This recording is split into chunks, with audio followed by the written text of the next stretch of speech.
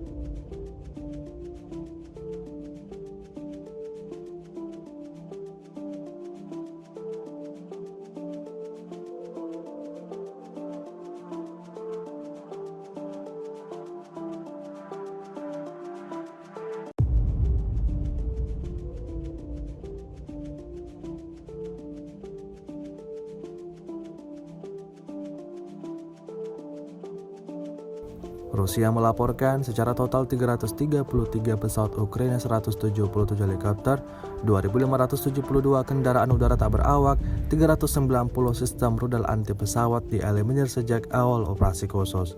Dari kubu Kiev, Kementerian Pertahanan Ukraina melaporkan 590 tentara Rusia dieliminir dalam sehari terakhir.